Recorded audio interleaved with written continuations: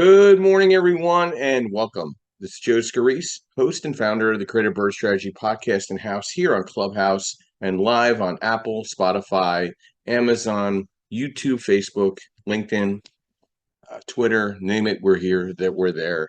And just another great Saturday morning. Sun's coming out a little bit. Hope everybody enjoyed their July 4th. We had a nice time, myself and my wife and Yurdell and a couple other people went down the shore, enjoyed some of the beach time, some sun, well needed sun. Everybody needs their vitamin D. So we'll get started here in just a few minutes. We'll be discussing a great subject this morning: the art in negotiation in real estate investing strategies. So we'll get started here in just a few minutes. I'm going to invite some fellow registered followers here in the room, and give me just a couple seconds here. But in the meanwhile, in the interim, I'd like to thank our sponsors as always. I'd like to thank Perkatech, Mr. Yardell Perkins, our social media strategist and business partner in the Creative Bird Strategy podcast. We have been working together for the past decade. We're hovering close to our 50th episode, relaunching this podcast post COVID. Very excited about how we're collaborating it now. We're going to be doing some advances to it over in the next 30 days. We'll keep you all informed of what we're going to be doing.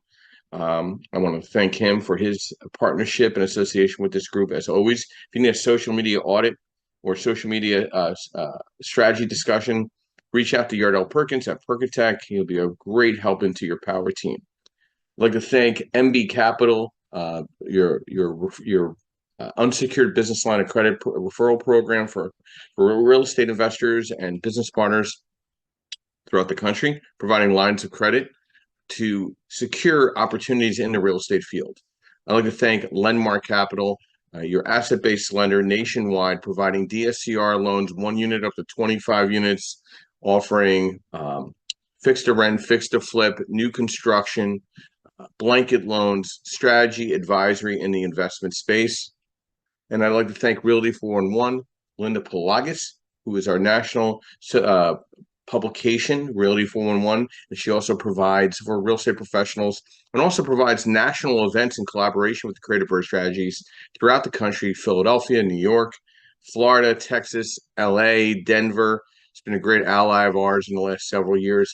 And then my real estate licenses, I've activated them to put them with TCS Property Management Services, where we provide management services in various markets. If you had any questions in regards to partnership, joint venture, assistance with property management in your market, please reach out to me and we can kind of put that together for all of you. So we'll get started here with our discussion this morning. First, we'll just talk about the market. Some interesting reports came out, job reports came out this past month, and a lot of the analysts are saying that it's really showing signs of slowdown in the market, true slowdown in the economy, and they're trying to break the Fed to throw a break on the Fed rate and drop the rate a little bit. I mean, it's not going to make that much of a difference, a quarter point, but it could show a sign that they're conceding to re-stimulating the economy. But my concern is if they don't make that quarter point shift in the market in September, are we actually in a recession? So that's I think we're in a recessionary type of environment. We have a very stagnant real estate market right now. Inventory is kind of just like floating around a little bit. It's very investor focused. Not a lot of home buying. We really didn't see much of a spring market. Job reports were kind of lackadays. Unemployment numbers are there. Bankruptcies are up on the commercial side, office retail side. So, they're thinking of September and November. Is it politically driven? Of course. But is it necessary or is it not necessary? It's very difficult to see where we're going to be at, especially if with a change of government and Trump does put in some of these tariffs that are needed with imports. That could either help us on the inflationary side or hurt us on the inflationary side. So it'll be very interesting to see where the cracks in the surface when it comes to the U.S. economy and job markets and how that will drizzle into the real estate market as well. So we'll talk about some articles that I caught my eye this week. So we'll get here to this in a few minutes here. Hang on one second. So one thing that caught my eye, top best cities for renters to live in 2024, best places for renters to live in 2024. I'll give you the top 10. I did post this on LinkedIn. I did post this on my Facebook. So if you're following me on Facebook or connected with me on LinkedIn, you could reach out, you could find these articles. I post 2 to 3 a day, and then I typically write a couple articles myself personally twice a week. So number one is Charleston, South Carolina. Number two is Atlanta, Georgia. Number three, Sarasota, Florida. Number four, McKinney, Tennessee, Texas. Number five, Scottsdale, Arizona. Number six, Round Rock, Texas. Number seven, Austin, Texas. Number eight, Chapel Hill, North Carolina. Number nine, Gilbert, Arizona. Number 10, Miami, Florida. Let's go down to 11, the next 11 through 20. Number 11, Charlotte, North Carolina. Number 12, Raleigh, North Carolina. Number 13, Fort Lauderdale, Florida. Number 14, Rochester, Minnesota. Number 16, 15, Huntsville, Alabama. 16, Greenville, South Carolina. Number 17, Plano, Texas. Number 18, Orlando, Florida. Number 19, Wilmington, North Carolina. And number 20, Durham, North Carolina. And I've been to almost a lot of these markets in the past 5 years. They're all bustling markets where people want to live. They want to enjoy themselves. They have great times and, entertainment and just all kinds of community style type of events. I understand where the renters are migrating there. I get it. So, and then I put another article that was really interesting, got a lot of comments from this. The 15 most dangerous cities in the U.S. Number one, St. Louis, Missouri. Number two, Birmingham, Alabama. Number three, Baltimore, Maryland. Number four, Memphis, Tennessee. Number five, Detroit, Michigan. Number six, Cleveland, Ohio. Number seven, New Orleans, Louisiana. Number eight, Shreveport, Louisiana. Number nine, Baton Rouge, Louisiana. Number 10, Little Rock, Arkansas. 11, Oakland, California. 12, Milwaukee, Wisconsin. 13, Kansas City, Missouri. Number 14, Philadelphia, Pennsylvania. Number 15, Richmond, Virginia. Surprising enough, Chicago and New York are not on here. Don't get that one, but okay. But maybe they don't look just at the city proper. They look at the boroughs. But I mean, Chicago is not a place to play around with, and nor is New York. Philadelphia coming down to 14. That's kind of funny. I live in the Philadelphia market. There's some really rough neighborhoods, but there's also some nice neighborhoods. But there is a danger point. There's not a day that goes by where there's crime. So, very interesting article. Got a lot of comments, good, bad, and ugly on that one. But I just give news. I don't give bad or good news. I just give news, and that's the beauty of what we do in this business. Is we just give news. Hopefully, you could take it whatever way you want. Rates did level off at 7.03 conventionally. Commercial rates did come down about an eighth. So we're hovering around our base rate in the commercial DSCR rental market starts at around 7%, a little shy of it, a little under it, or a little, but 7% is the starting point. On construction money has stayed status quo, starting at around 10%. So money stayed very inexpensive on the fixed to rent, fixed to flip, and new construction side. And again, on the commercial side, there's been some alleviation. I'm seeing an uptick in some fixed to rents. I put out about 12 term sheets yesterday. The blend of them were right down the middle. 6 of them were fixed to rent. 6 of them were DSCR coming out of a fixed to rent. Seeing some multifamily development on inquiry. Got to be very cautious if you're going to try to get into the multifamily development side. There's more appetite for single family townhome development than multifamily right now. So if you have somebody that's a developer and they're thinking they want to build a 20 unit, they're better off building 20 townhomes. There's more money on the market for that than building a full 20 unit condo building, believe it or not. So there's a lot more money on the street being put out by certain funds that are out there as big as Blackstone that want to put money out in that townhome build to rent community. So let's dive into our subject this morning, the art of negotiation in real estate investing strategies. So negotiation is a crucial skill in real estate investing, impacting the success and profitability of deals. We're going to go over some strategies and principles to master the art of negotiation in the field. If anybody has any questions, you could raise your hand or invite yourself up, and we'll get started here in a minute. But before I go into this, Travis, good morning and welcome. brief overview of who you are, what you do, and thoughts to our discussion this morning. Hey, Joe, good morning. Thanks for having me up here. Yeah, I'm Travis. I have a real estate brokerage here in the North Houston area. We do residential, commercial, property management. Um, Before I talk about that, when you were reading off that list of the best places to rent, I'm really not surprised to hear Austin was on there. You know, Austin, Round Rock, same place. Yeah. Round Rock's just a suburb. Um, because I was reading the other day in our local news about how the vacancy rate or the occupancy rate for all the apartment buildings in Austin's like 65%. And so of course they're going to be discounting them like crazy, right? And Austin is a cool place to live, man. It's if you guys that are out there have never been, you know, it's like a big college town. It's a lot going on. A lot of young people live there, and anyway, so I wasn't surprised by that. And their market, yeah, is really getting hammered. As far as like the slowing of the market here where I am, you know, it really just slowed down pretty quick. Um, Even the rentals are slow at the moment, which is kind of surprising, which is telling me that people just aren't moving at all. Or maybe they're getting such good deals on apartments, they're just moving to apartments because we do single family rental homes. Um, but yeah, like I've been analyzing the markets around where I have a couple properties listed for sale, and you know, there's been like no pending contracts in the last 30 days.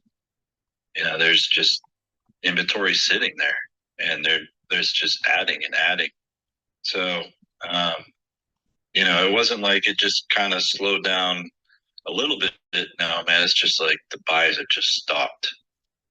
But anyways, regardless about that, our negotiation, I'm interested to hear what it is you're going to talk about, Joe. And yeah, I've negotiated quite a few deals, so Just a I will pipe in when needed. Thank just, you. just a few, huh?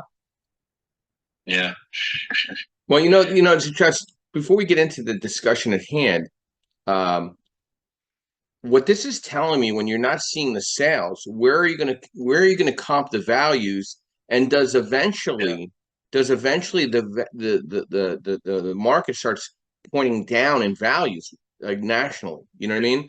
You're seeing that 8 to 12% across the board. I mean, an appraiser can only praise a property if there's values to comp against that are sold and settled. Right. You can't go back 2 years because that's Right. that's frivolous. So you're going to see an automatic push down in values. We need this because, I mean, listen, people were spoiled during COVID. They had nothing else to do but look at TV and see the Right. rates at 2%.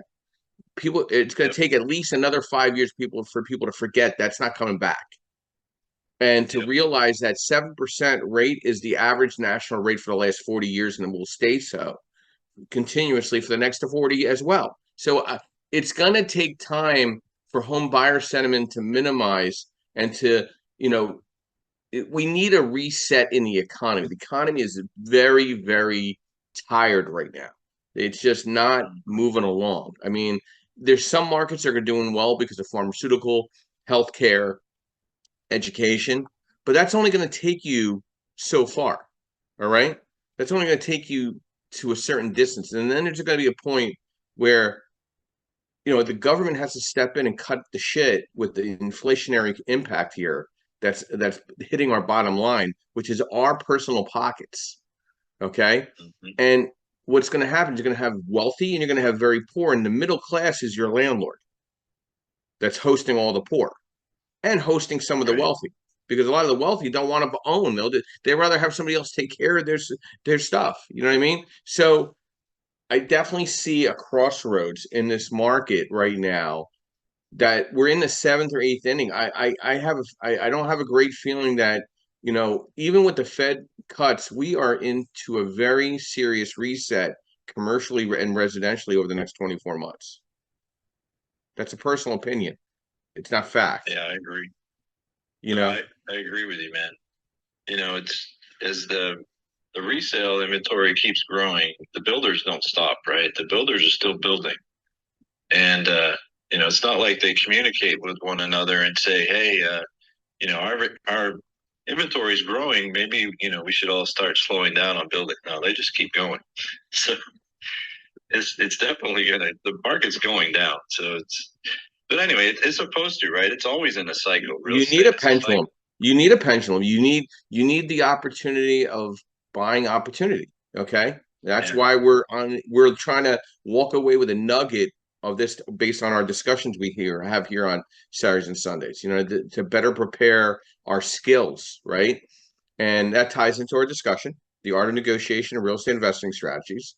And number one is preparation and research, market analysis, property knowledge, knowing your limits, defining your budget, desired terms, and property knowledge, gathering detailed information about the property, the history, the condition, and the potential issues. Market analysis, understanding the current market conditions, comparable property values, and trends. Number two is building rapport. Establishing trust, building a good relationship with the seller or the buyer can lead to more favorable terms. Active listening, understanding the seller's needs, motivations, and pain points to tailor your offer accordingly. Professionalism, maintain a respectful and professional demeanor throughout the negotiation process. Number three, strategic offer making. Initial offer, starting with an offer that leaves room for negotiation, but is still reasonable. Anchoring, set the initial terms in your favor to create a starting point for discussions. Contingencies include clauses that protect your interests, such as inspection contingencies or financing clauses. Flexibility and creativity, win-win solutions. Aim for solutions that benefit both parties, increasing the likelihood of agreement. Alternative terms, be open to negotiating other terms such as closing dates, repairs, or seller financing. Problem-solving approach, address issues creatively to overcome potential deal breakers. Emotional control, stay calm. Patience, walk away power. Leverage and timing is number six. Market conditions, seller motivation, and timing. Number seven, documentation and legalities. Clear agreements, ensuring all term agreements are clearly documented to avoid misunderstanding. Get legal advice. Consult with a real estate attorney to review contracts and ensure compliance with local laws and regulations. And then finally, due diligence, conducting thorough due diligence to uncover any potential issues that can affect the deal. So interesting here, I get a call from one of my clients that did a rehab loan recently, and they opened up wall number two and found termite damage all through the wood on that one side of the property. It's going to cost probably at least 10 to 15 grand. He's like, Joe, can I get that money out of my draw? I said, well, you didn't even account for that. That's out of your pocket. Thankfully, this client is extremely well reserved, so he's okay. But what if he wasn't? So you got to think about this stuff. He was trying to do light lipstick and found out he had $10,000, $15,000 worth of damage outside his discussion. Outside his scope of work. So, practical tips: role playing, continuous learning, network building. Build a network of professionals, including real estate agents, attorneys, fellow investors, to gain insights and support. By mastering these strategies, real estate investors can negotiate more effectively, securing better deals and maximizing their returns. Mr. Joseph Martella, welcome. Brief overview who you are, what you do, and thoughts to our discussion this morning: the art in negotiation and real estate investing strategies. Good morning, Joe. I'm a buy and hold investor. I've done several boroughs. I also invest in tax liens in the state of New Jersey. Listen, negotiation is key, right? It's not just in real estate; it's everything else, right? So there's a good book on it called "Never Split the Difference" by Voss. I think it's Chris Voss. Pretty good book if you guys want to read it and see what it is. One way that I moved into in a market where it was a seller's market, right? You got to see what the intent is behind the seller. If you're gonna get the seller that says, I'm just sitting waiting to get my price, well, sometimes there's just not movement. I've actually wrote up a letter of intent where I give 3 options. Seller finance, I'll give conventional offer and a cash offer. And usually they match the 2 or 3 together. And because everybody wants a top number, but I mean, in this environment, you're not going to be able to do it with the interest rate. But if you give me terms, I can give you the number that you want. It's just going to take you time to get there. So you have to be creative, if especially in a market that is tight for buyers or investors, right? Especially when you're competing as an investor, you're never going to win against a regular homeowner. They could afford to pay more, or at least they think they can. They will pay more, and you need to have more leverage because you have to have a bottom line profit number, whether you're flipping or you're renting. So there's a lot that goes into it. But, one thing, I don't know if you mentioned it, Joe, in your list that you said, you have to have discipline, right? You got to know your numbers and you got to stick to them. You can't just say, I'll go a little higher, and then you wind up having a problem down the road. I've seen investors do that, in this market, experienced investors do that, not stick to their discipline. They haven't fallen in trouble yet, but they've done it. And it's sometimes just human nature where you just want to win. You just want to win on a bid, right? And it gets competitive. The real estate auctions, foreclosures and what have you. You've seen outrageous numbers on that. That just didn't make sense. And there's an investor that I know that went on is on a fix and flip, and he was going based on the market increasing, and it's been sitting on the market for about 3 months now. And he just lowered the price and it's still sitting. So with no contract. So, you got to be disciplined in your numbers. Joe, you brought up a couple points that I'm highlighting. I think flippers are now reevaluating what they would consider a flip. They're realizing they might have to hold the property a year or two and then flip the property, because this market is just not there. And if you miss the selling point where the market of people that are buying out of necessity, there's a window. Usually it's spring, usually it's early fall. We didn't see much of a spring. We're not seeing much of a summer. I'm seeing days on the market increase. I'm seeing value drops, resetting prices. I think flippers are doing more homework now to look at a 2-year plan, 3-year plan, and maybe, hey, listen, maybe I'll refinance this, rent it to somebody that has the potential of buying this property, right, down the road, and they'll treat it like their own home because they might buy it from it. Maybe I'll cut a deal. I'm seeing the word lease optioning pop up a little more. I'm seeing a lot more creative portfolios hitting the market. But I think you got to do your homework. I mean, you really have to also establish a very strong financial position. You need to know what your financial capabilities are.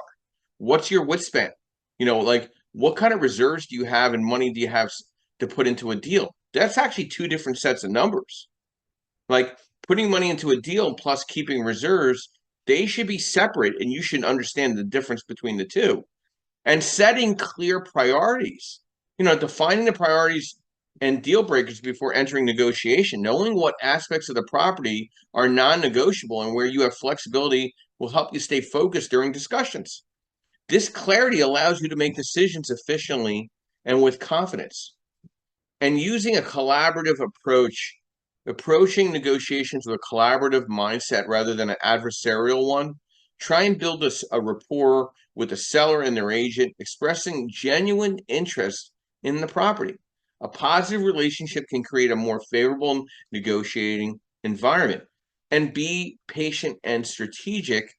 Patience is a virtue in negotiations. Avoid rushing the process and be strategic with your offers. If your initial offer is rejected, consider counteroffers that address the seller's concerns while aligning with your goals. This back and forth is a natural part of the negotiation process. Don't over evaluate and not put an offer in. Put the offer in, even if it's a lower ball, because at least you'll get some back and forth. You might lose out on the deal altogether. I know a young lady that was going back and forth with me trying to figure out numbers for herself. By the time she made the offer, the property was gone. So get the offer in to get discussions moving. Time does kill deals. Okay? And the art of negotiation is important. The earliest way to save on real estate investment to work with a trusted, power team that can get you the best leverages and understanding the best idea of what the market where you're buying, whether you're out of state or in state. You gotta be boots on the ground, whether you're in state or out of state landlord, and you got to build that team. These investor group meetings, very highly focused, higher level events that you want to attend. You want to meet the right people to build that rapport. So for myself, I travel to various markets because I want to be proficient and efficient for clients in various markets. They're like, "Are you here? Like, where's your office?" I said, "My office is my two shoes." Okay, and they start laughing, but I'm here. I will travel where time comes, And also, I just want to give an update to everybody. A couple of things that I'm scheduling. So if anybody is in these markets, please let me know. I'd love to get coffee with you. I'm going to be at the Maryland Border Realtor Expo in Ocean City. I'll be at the Delaware Border Realtor Expo in Dover, Delaware. I'll be in Think Realty in Orlando, Florida in the fall in September. I will be at the Ohio RIA in Cincinnati, Ohio in November. I will be at the NAR Realtor Convention and Expo in Boston, Massachusetts. And I will be at Triple Play in Atlantic City, New Jersey in December. So these are some of the bigger events that I'll be attending in the Northeast region. I will be traveling also potentially to the Greater LA RIA Expo to speak and present with Linda at Realty 411 as well. So again, you got to be out there meeting with different clients to understand how to negotiate in your market. Good morning, Melissa. Welcome. Brief overview, who you are, what you do, and thoughts to our discussion this morning, the art of negotiation and real estate investing strategies. Good morning, Joseph. Thank you for having me up. Good morning, Clubhouse. I'm Melissa King, owner-operator at One Last Die LLC, virtual assistant services here in West Michigan. We offer realty, bookkeeping, notary, and office management services to small businesses and entrepreneurs, specifically in real estate, because I have a background in real estate banking and office management. I also run what you call kind of a boots on the ground portion called Myra, Michigan Realty Assistant. It's a new service I created specifically for self-managed properties so they can kind of remotely manage things. And I'm in their locale and can work with their contractors.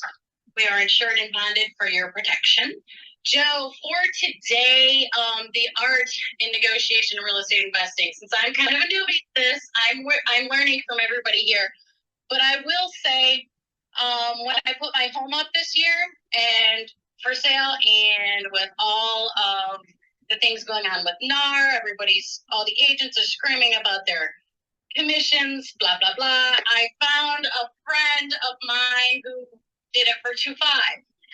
And of course, when it came to signing for the buyer's agent, I said, well, I'm not paying them more than you. So I was able to sell my home at a 5%. I think the big thing here is a lot of people, including my generation, we just need to learn how to negotiate better. We always were told, that's the sales price, that's what you got to pay. I know a few people who just can do this naturally. And I'm sure you do too. And a lot of it is just having the background and education and confidence in order to start the negotiations. And you're absolutely right. It's the market. You got to know your market. And I think if you have that information, then you're a lot more comfortable in negotiating. That's all I've got today. Thanks, Joe. So Melissa, let me stay on mic for a minute because you caught my ear on something. So you actually had a transparent and open communication with your realtor about selling your property. Is that a correct statement? Correct. So to me, and again, it could be my ignorance or my incompetence. I'm not sure. It could be both. Who knows? But to me, the NAR lawsuit, all that told me was that the skills of a real estate agent, they're going to have to be more transparent and have a better open communication and better communication skills with their clients. Is that what I heard from you and what my thought is to the NAR lawsuit? Am I correct? 100% agree. Absolutely. So for the ones that can't talk outside their car to anybody else but themselves, they're going to have a problem, correct?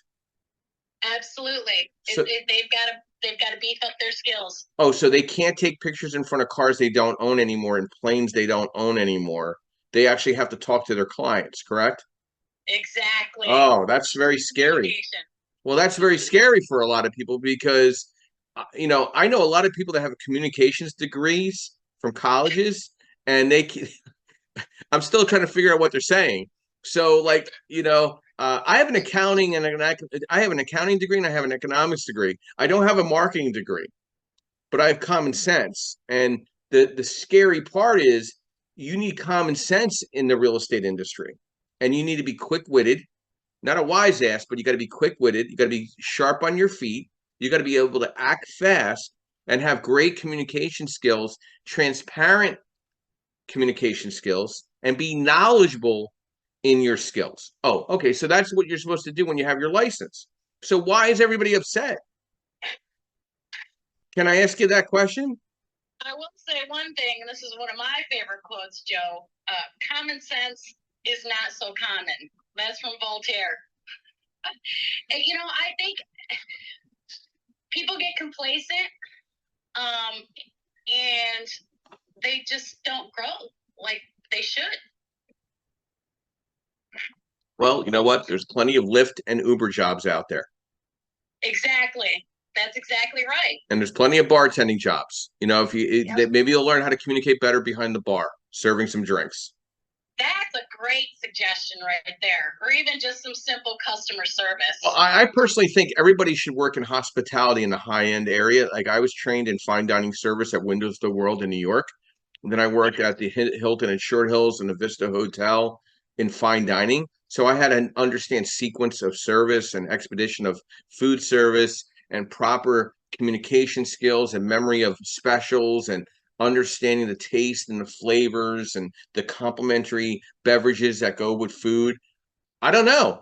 I tried to earn 18 to 20% gratuity on all my service. So don't you think this NAR settlement only tells me that you now need to earn your gratuity, which is your commission?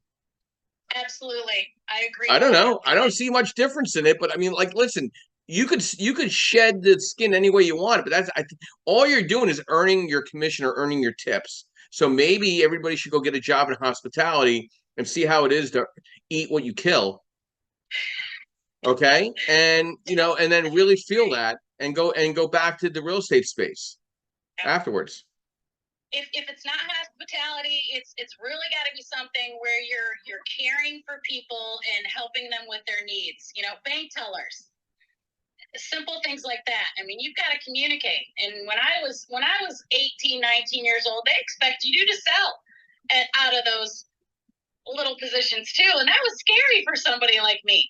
So you know what, I think actually everybody should be an assistant in a nursing care environment, because you know what, that's a very humbling experience, my personal opinion, because when I survived the stroke and I was in the hospital for 8 days combined with rehab and ICU, I learned about compassion and patience and resetting my life. You know what I mean? And I think not saying everybody has to have that type of dramatic impact to understanding the dynamics, the negotiation in real estate, but you understand it, you listen more, right?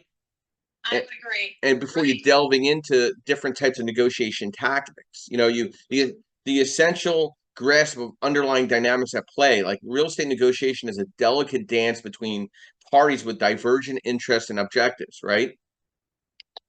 Listening and building rapport. Absolutely, I would agree with that. I actually took care of my grandmother for about 9 years, maybe 16, until she had to go into a nursing home. And I know what you're talking about. Yep. I've been there one too many times. Yep. Yeah, be a caretaker. See how that fits the glove. You know what I mean? I think maybe that'll help your negotiation skills in more of a compassionate environment. Successful negotiation hinges on finding common ground and striking a balance that satisfies both parties, right? You got to know your limits. You got to act fast. You got to craft a winning strategy. You got to really be recognized concessions when necessary. You got to put an expiration date on all type of negotiations and imply that you have other options. Okay? Don't show your deck. Bob, good morning and welcome. Brief overview, who you are, what you do, and thoughts to our discussion this morning, the art of negotiation in real estate investing strategies. Joe, good morning. My name is Bob Chesick with Chespin Corporation. We help people set up LLCs and corporations. I am not a lawyer. I'm not here to give you legal advice today. Really, one thing that stands out when it comes to the real estate negotiations, and I think, Joe, you and I have gone back and forth on this on a couple of your longer drives when we chat for an hour or two. The question I keep getting is, when I set up the LLC, should I be presenting myself as me or as a representative of my own company? And my first thought is, and what I say versus what I'm going to say now are two very different things. Like, why the hell did you go through all that effort to set up an LLC if you're just going to disregard its existence? Seriously. The moment you step around the LLC, you effectively don't so much pierce a hole in your corporate veil as you just constructed a 4-lane bypass around it that anyone can use to get past it and go to you. I know I've probably driven some people absolutely insane, Joe included, where especially lately I've been very adamant for people to stop calling and texting my cell phone for work purposes, that it has to go through my office line where the calls are recorded. And that's because in my case, I'm in a regulated industry and they are bringing the hammer down on us for not doing that. And there's actually been some prominent court cases in my home state of Delaware where judges have charged people with destroying evidence because they didn't properly back their phones up because they were doing everything by text. This has actually happened in the Delaware Court of Chancery in the past year. So we've had to get very strict about this because we got warning letters about it from our own regulators. But the point being, that was something, sometimes you don't even think about these things, but, they happen. It's just how business goes. So the point being, though, back to the real estate part, when you go through the effort of setting up a real estate holding company or LLC, however you decide to do it, you want to be acting as a representative of that company. Don't go up and say, "Hi, I'm Melissa. I'm buying a house." You're going to say, "Hi, I'm Melissa LLC. My name is Melissa. I represent Melissa LLC, and Melissa LLC is going to buy this house." And you want to do everything in the name of that LLC, signing as the managing member or whatever your title is with the LLC, something that indicates that you are the representative. And yes, I understand, and I'll leave this to Joe to give the details when it comes to lending and all that. Yes, I understand that there are going to be situations where you have to sign a personal guarantee. The very fact that on your first deal, you have to sign a personal guarantee because you have no other assets in the LLC and it's brand new and it's clean. Yes, that's kind of generally understood that there's going to be points where that has to be done. The difference is, are you treating the LLC as your personal piggy bank? Are you just using it as a matter of convenience where it's a byline on a contract? Because the courts will come back and say, if you held yourself out as yourself in the course of negotiations versus as a representative of your own company, then they can deem that LLC to be a sham and push everything back on you and disregard the LLC, even sometimes forcibly liquidate it if you're the sole member. It does happen in some states. So the point being, you are putting yourself at a disadvantage if you are representing your own business, even if you are 100% owner. You want to go in with the strongest position possible. You want to say, "Hi, I'm Bob Chesick. I am president of Chespin Corporation. I am here to represent, and Chespin Corporation is intending to purchase 123 Main Street." And then Bob is acting as in his capacity as president of Chespin Corporation. Yes, I just called myself in the third person. Yes, I'm crazy, and no, I didn't have enough caffeine today. But that's besides the point. The bottom line being, always stay within the scope of the entity that you've created, giving yourself the most powerful position. And are you going to win if you try to do pushback on a personal guarantee? Well, it depends on what it is. You're going for the loan, you're probably not going to win that. But if you're signing some other contract with maybe a contractor or something and they try to slide that in the contract, yeah, call them out on it if you don't like the terms. Remember, both parties have to sign it for it to be valid. You're not stuck with what somebody throws in front of you. So remember, you're negotiating, and the final sale price of your deal is going to be whatever you both agree on. That's what the property's worth. It's not based on some theoretical number that you saw listed in a real estate listing. So with that being said, Joe, I toss the mic back to you, and none of this was intended as legal advice. Thank you, Bob. Appreciate your insight and direction on this. You know, you gave me some ammunition to work with, and it drew some stories in my mind that have happened this past week. I've been coached over the last several years by several really good coaches in negotiation. And one thing I have learned is you are absolutely allowed to fire people. You don't have to work with everybody. So you being the service provider, that doesn't mean you are the almighty welcome mat to clients, okay?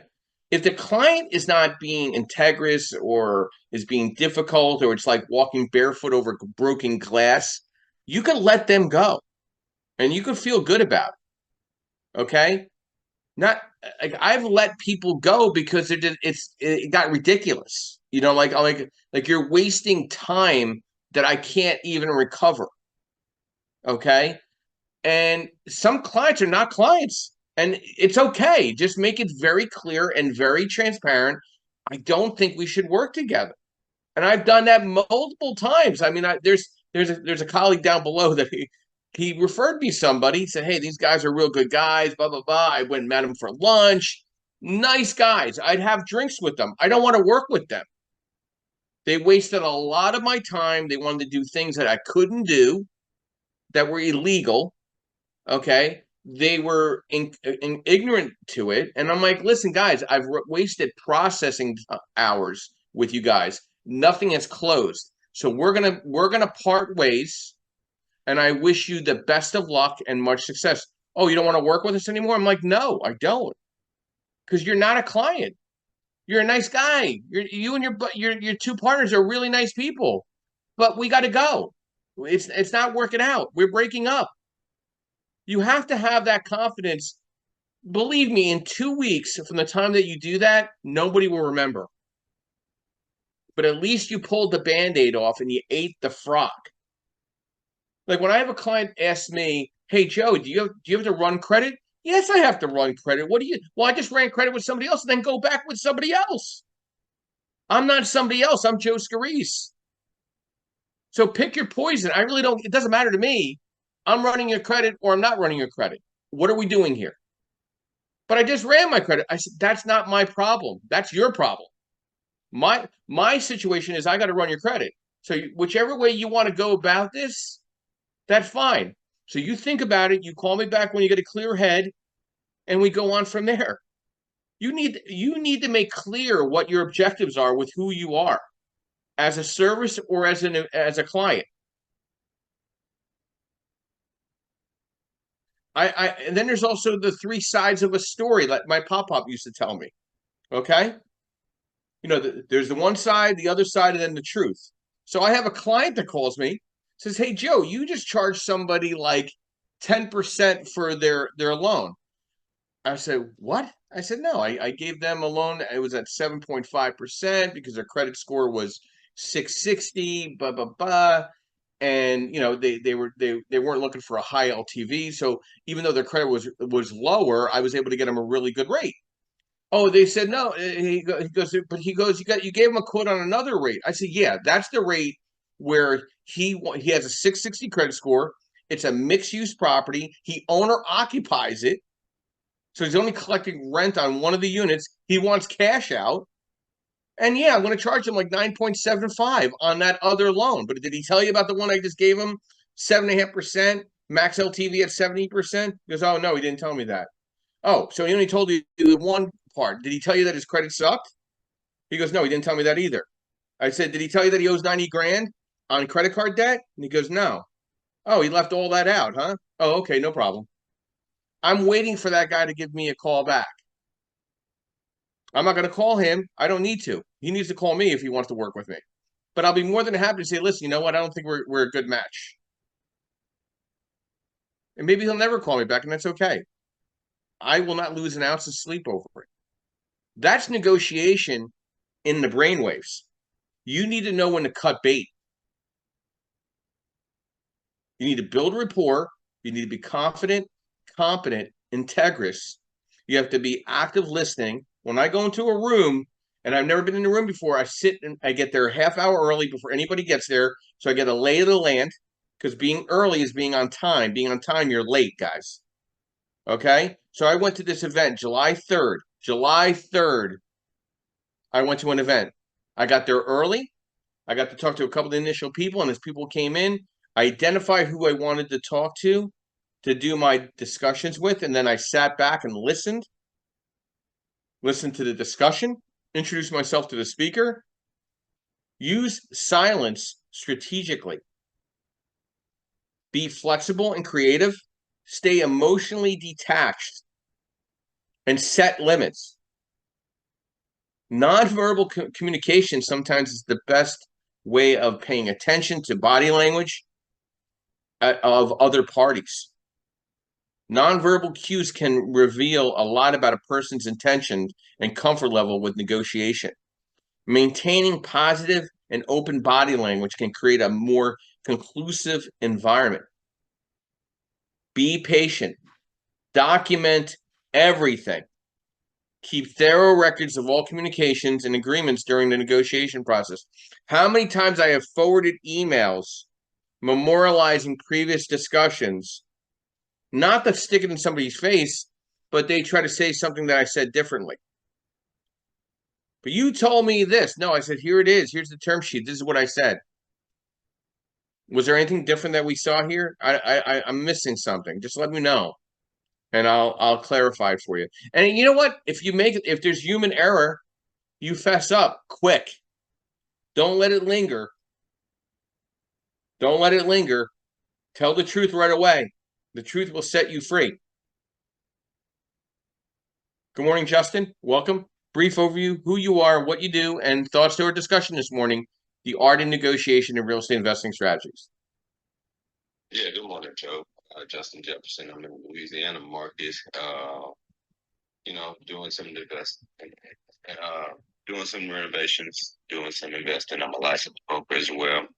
So switching up some things on that. You mentioned something, Joe. You mentioned in negotiation, and I forget what it was, but I'll just start talking about, kind of where I stand on negotiation. First of all, common sense. You and Melissa were talking about common sense, how it isn't so common, but how it is the backbone of investing, right? I've heard a lot of people say, or just whatever area of professionalism in real estate we're talking about, right?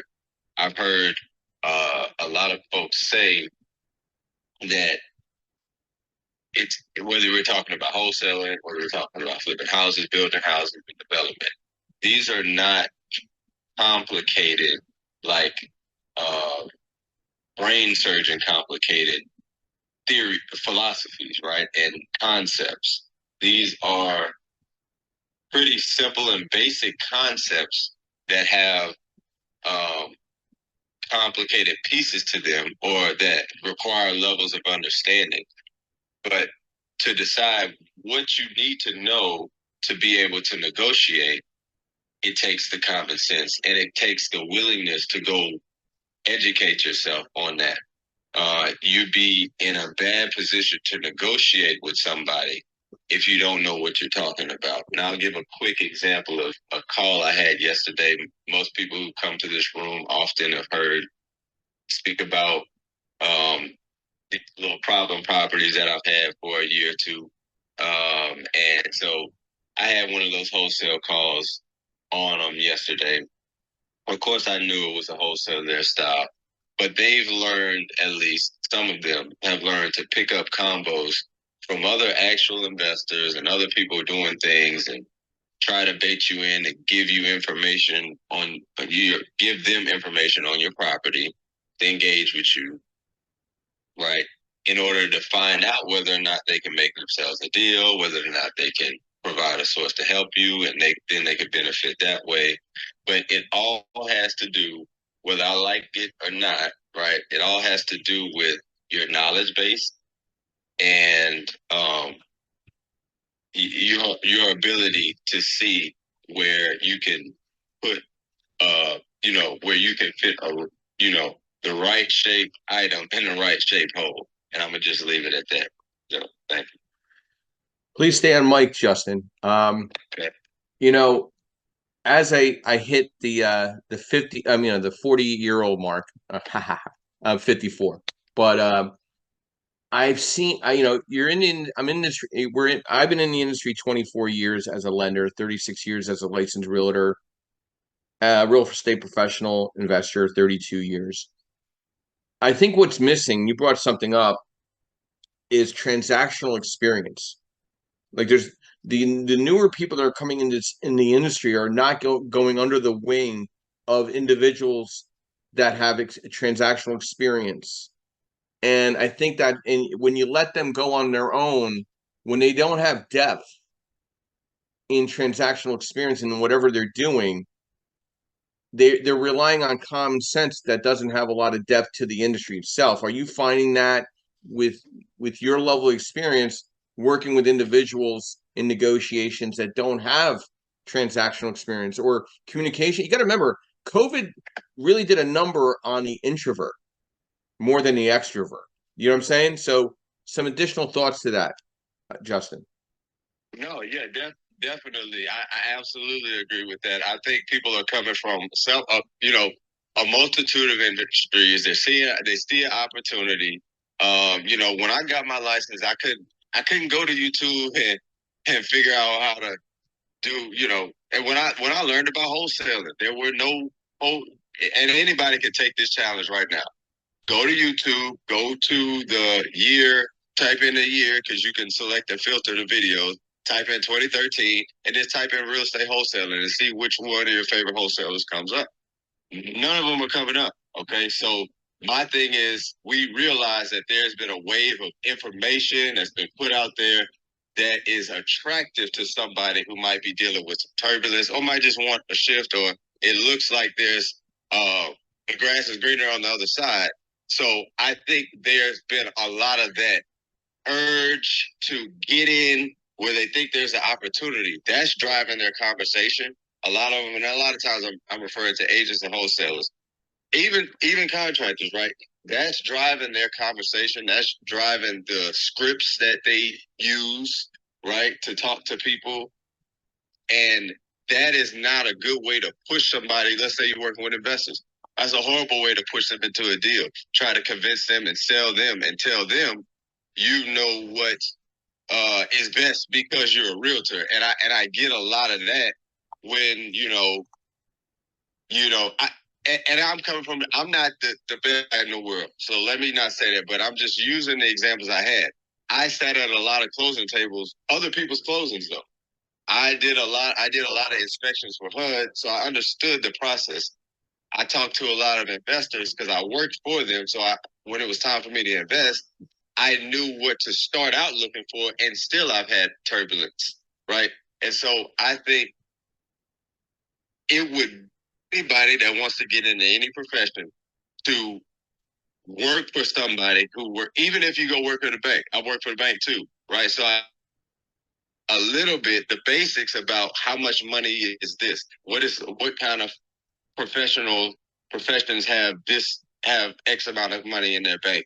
And these kinds of things are important to know the basics, right? Or common things on how to maneuver in the world and your possibilities on how you can maneuver or should be maneuvering if you want to hold said position. So that's kind of my thought.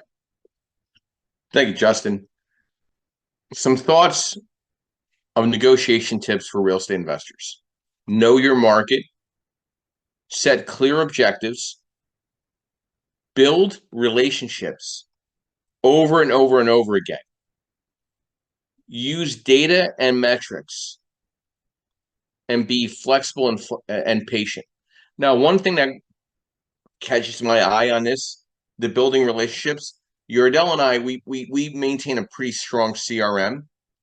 And I gave a batch of cards to scan in for our VA to do them and get them into our CRM. And he's like, "Hey, Joe, we had a lot of those people already in my CRM." And I'm saying to myself, he thought that was good. And I think that's good. I'm starting to see a lot of the same people, but I don't want to see a lot of the same people. I want to meet new people. So like me, I want to build new relationships. So what am I sat down and thought, what events am I going to that I'm still running into the same people? And I looked at my calendar for July and August. I reset everything. I'm going to completely different events because I want to build new relationships. I already have the current relationships. I'm maintaining them by staying in touch with them, but I want to build new relationships. I want 100 new relationships every week. I'm very aggressive about that. So he actually helped me constructively critique what I'm doing in my relationship building in the art of negotiation and what I do as a service, which is lending. Joe, your final outro and thoughts to the art of negotiation and real estate investing strategies. Good morning, Joe. So you have someone else that admitted they talked to you for over an hour on your drive, which I think is you're building up your friendship base. So congratulations to you. You're next. I'm picking on you next, so it's okay. No, really good discussion. Negotiation is everything. One thing you have to keep in mind, right? In America, we go to the store and the price of peppers or the price of peppers. In other countries, everything's a negotiation. So when you're dealing with people from other lands, they're used to negotiating, and it's not part of American culture.